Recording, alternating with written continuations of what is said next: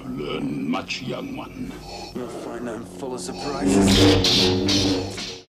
As you know from the previous Star Wars Follies, Luke Skywalker's lightsaber prop has been a lifelong passion of mine. Over the years, I've sought out the various versions of Luke's original lightsaber based off the flash handle of a Graflex camera. But I grew up in the Return of the Jedi era. So despite my devotion to the Empire Strikes Back saber, I've always had a soft spot for Luke's Jedi Knight lightsaber, the green one. As a kid, I even absconded with my father's ever-ready flashlight because it resembled Luke's lightsaber from Return of the Jedi. While the Empire Strikes Back hilt will always be my one true love, the green lightsaber is an enthusiastic second-place design, but not that fancy polished one that Lucasfilm always licenses and only shows up in one shot in Return of the Jedi. No, I'm talking about the actual Luke lightsaber from the movie, often erroneously referred to as version 2, even though it's pretty much in the entire film and was originally Ben Kenobi's dueling lightsaber in the original Star Wars. A few years ago, I found a replica of the coveted version 2 Jedi lightsaber on eBay from a prop maker who had made a matching pair and decided to sell the twin.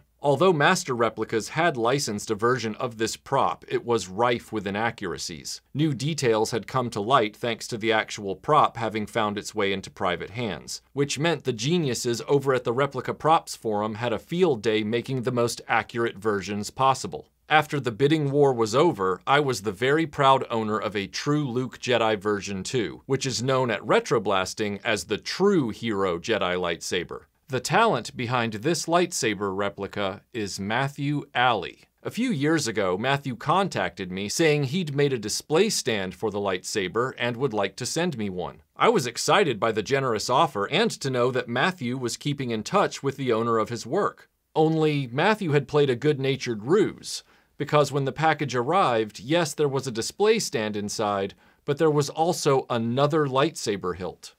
This one.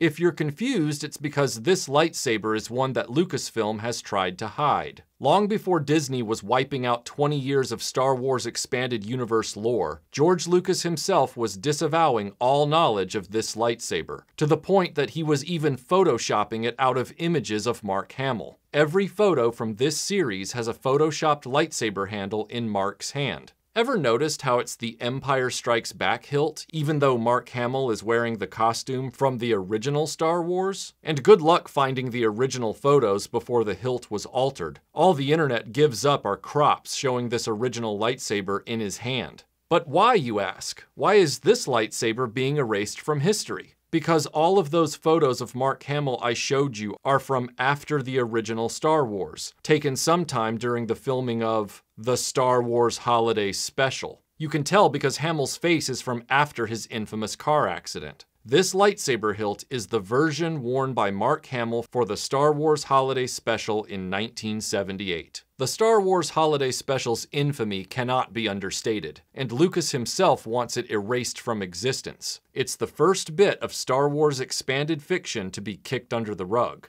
Most likely this lightsaber existed because the holiday special was made in the United States, and specifically where the lightsabers are concerned, none of the belt-hanging hero hilts existed anymore at that point. Due to prop rental agreements, the flash handles were sent back to the camera company they were borrowed from. So the prop department at CBS or Lucasfilm or whoever had to cobble together a lightsaber handle fast, and couldn't source a Graflex. Instead, they found a Graflite camera flash, and just did the best they could with it. The Graflite traded the elegant Art Deco design of the Graflex for a more mod-looking profile. They chopped up the top and bottom, added some chunky bits here and there, and hoped people wouldn't notice. And the only time Luke is seen wearing it is at the end of the holiday special during the Life Day celebration. Matthew told me he knew this was the only Luke Skywalker lightsaber I didn't have in my collection, and he wanted that corrected.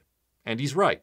The work he's done on it is beautiful, even going so far as to give it a slight weathering effect. It's not a pretty prop, and that makes it bang-on accurate to the holiday special's construction. This lightsaber hilt is really a kind of symbol for the experience of the original Star Wars generation. Like the original versions of the films themselves, which Lucas also tried to erase, the fans have preserved the memory and copies of the holiday special. And just as the fans have kept the original cuts of the trilogy alive through fan edits, the holiday special has never completely gone away. Even the back glass of the 1997 Special Edition pinball machine depicted Luke Skywalker with the holiday special lightsaber in his hand. It probably doesn't even register with a lot of casual fans, but for the devoted enthusiasts, that random lightsaber being there is a nod that ripples back across the decades to an amazing time in Star Wars history. This lightsaber made it into The Empire Strikes Back when they filmed pickup inserts with Mark Hamill's body double for when Luke was hanging under the AT-AT on Hoth. You might barely to never see it in the film, but we do now know definitively the holiday special lightsaber was in The Empire Strikes Back. You could argue the lightsaber itself, looking as junky and silly as it does when compared to the original, could be a Star Wars folly. But the true folly is pretending it never existed at all.